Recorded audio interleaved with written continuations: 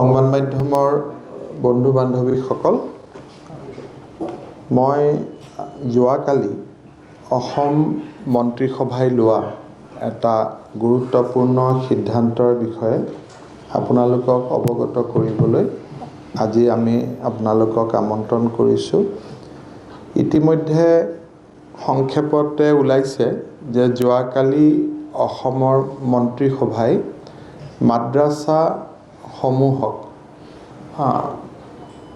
General educational স্কুললৈ ৰূপান্তৰ কৰাৰ বাবে সিদ্ধান্ত গ্ৰহণ কৰিছে।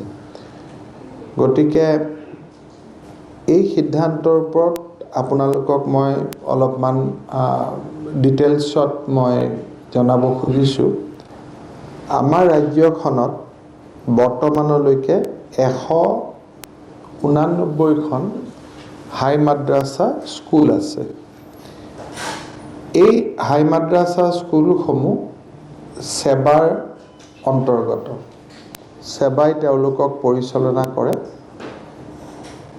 অন্যান্য জেনেৰেল এডুকেশ্যনতকৈ ইয়াৰ পাৰ্থক্য এইটোৱে আছিলে যে আন সকলোবোৰ কোৰ্চ সেৱাৰ, কিন্তু দুখন 50-50 নম্বৰৰ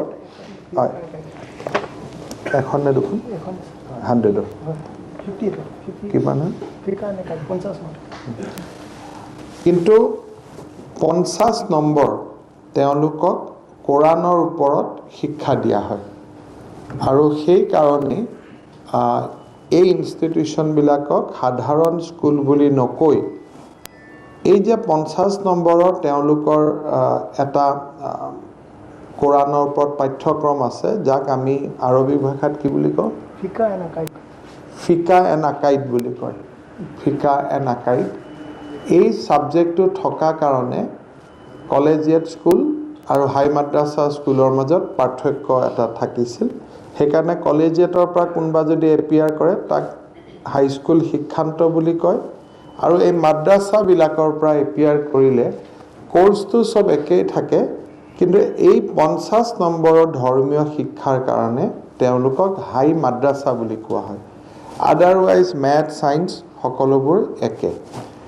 চ' প্ৰথম আমি সিদ্ধান্ত ল'লোঁ যে এই 189খন স্কুলৰ পৰা হাই মাদ্ৰাছা শব্দটো আঁতৰি যাব। The word high madrasa will be removed. Along with the word high madrasa, তেওঁলোকৰ যিটো এই 50 নম্বৰৰ ধৰ্মীয় শিক্ষা আছিলে কোৰাণৰ ওপৰত, সেইটো নোহোৱা হৈ যাব। That part will be dropped. গতিকে বেচিকেলি ইয়াত আৰু কোনো ডিষ্টিংশ্যন নাথাকিব। সকলো হাই মাদ্ৰাছাৰ পৰিৱৰ্তে হাই স্কুল বুলি তেওঁলোক জনাজাত হ'ব। এইখিনি হ'ল যিখিনি সেৱাৰ লগত এফিলেটেড আছিলে আৰু সেৱাৰ জৰিয়তে তেওঁলোকৰ শৈক্ষিক কেৰিকুলাম পৰিচালনা কৰা হয়। অৰিজিনেলি ইয়াত অলমষ্ট 90% জেনেৰেল এডুকেশ্যন আছিলে, 10%হে ধৰ্মীয় শিক্ষা আছিলে। গতিকে 189 স্কুলৰ পৰা ধৰ্মীয় শিক্ষাখিনি আঁতৰি যোৱাৰ লগে লগে গোটেই হাই মাদ্ৰাছাবিলাক ছেকুলাৰ হৈ পৰিব আৰু হাই মাদ্ৰাছা শব্দটো তাৰ পৰা বিলুপ্তি হ'ব। গতিকে 2022 চনৰ মেট্ৰিক পৰীক্ষাৰ পৰা সেৱাই হাই মাদ্ৰাছা বুলি কোনো পৰীক্ষা আৰু নাপাতে। কিন্তু 21ত যিহেতু ল'ৰা ছোৱালীবোৰ ইতিমধ্যে শিক্ষা হৈ গ'ল, তেওঁলোকক আমি দিগদাৰ নকৰোঁ। গতিকে 21 চনতে লাষ্ট সেৱাই হাই মাদ্ৰাছা পাতিব। তাৰপিছত আৰু সেৱাই হাই মাদ্ৰাছা পৰীক্ষা অনুষ্ঠিত নকৰে। এইটো হ'ল আমাৰ প্ৰথম পৰ্যায়। দ্বিতীয় পৰ্যায় হ'ল যে আমাৰ অসমত ষ্টেট মাদ্ৰাছা বোৰ্ড এটা গঠন কৰা হৈছিলে। এই ষ্টেট মাদ্ৰাছা বোৰ্ডৰ অধীনত 4খন আৰবিক কলেজ আছিলে, 14খন টাইটেল মাদ্ৰাছা আছিলে সিনিয়ৰ মাদ্ৰাছা 138 আছিলে আৰু প্ৰি সিনিয়ৰ মাদ্ৰাছা 230 আছিলে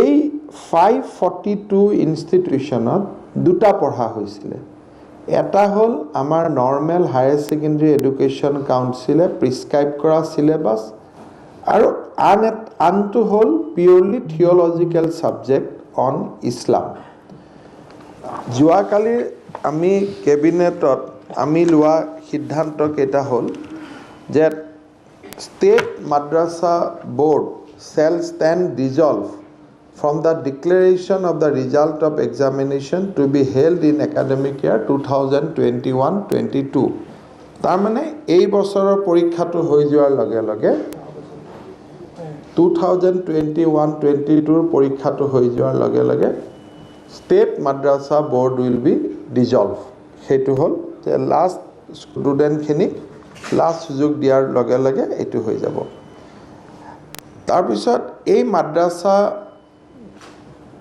ইনষ্টিটিউট বিলাকৰ যি আছিলে তেওঁলোকৰ একাডেমিক যেটো অথৰিটি আৰু এডমিনিষ্ট্ৰেটিভ অথৰিটি হেতু ডাইৰেক্টৰ সেকেন্ডাৰী এডুকেশ্যনলৈকে ৰূপান্তৰ হ'ব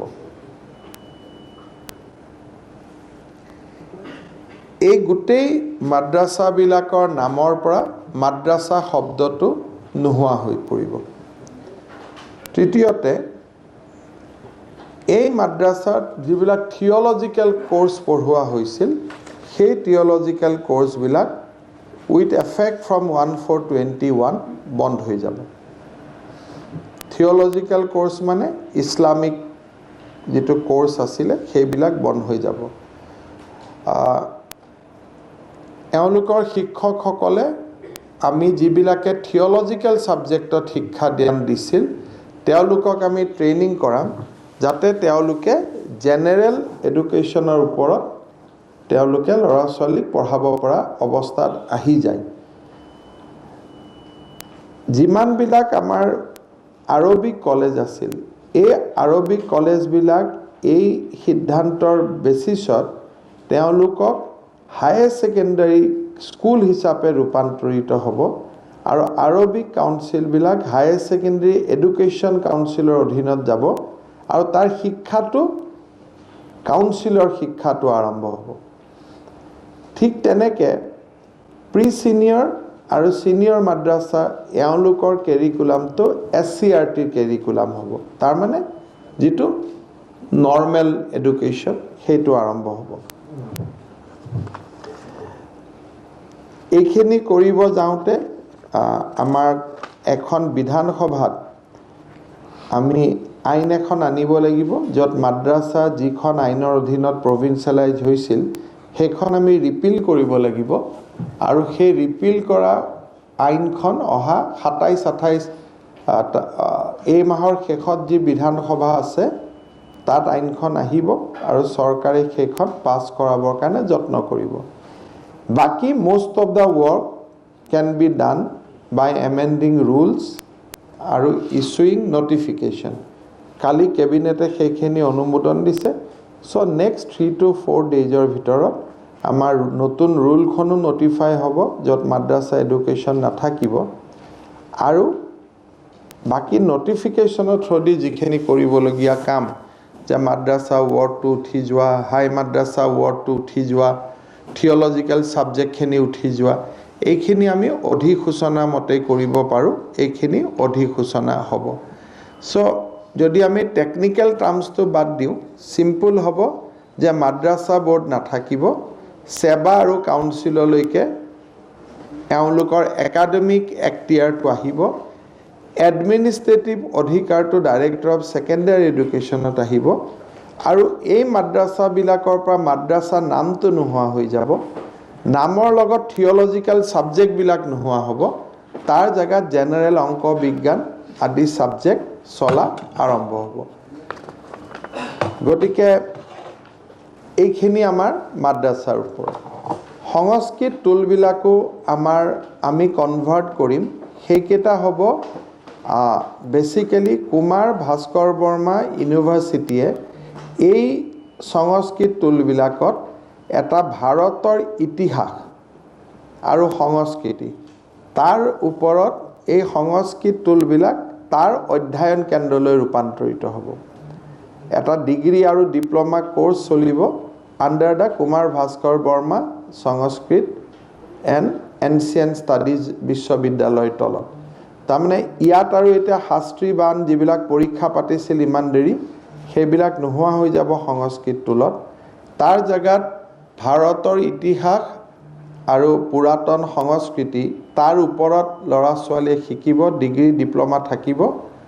আৰু এই ডিচিশ্যনখিনিৰ লগত সংস্কৃত বৰ্ডখনো ইনফেক্ট আগতেই নোহোৱা হৈছিল, এওঁলোক ভাস্কৰ বৰ্মাৰ অধীনলৈকেও গুচি গৈছিল, কিন্তু বেচিকেলি ইয়াত খালি ডিগ্ৰী আৰু ডিপ্ল'মা কোৰ্চেই চলিব অন ইণ্ডিয়ান হিষ্ট্ৰী আৰু এনচিয়েণ্ট কালচাৰৰ ওপৰত সংস্কৃত টুলখিনিত। গতিকে কাৰ্যত সংস্কৃত টুলৰ যিটো শিক্ষা সেইটো নাথাকিব, কিন্তু ভাৰতৰ বিষয়ে তাত জানিব পাৰিব।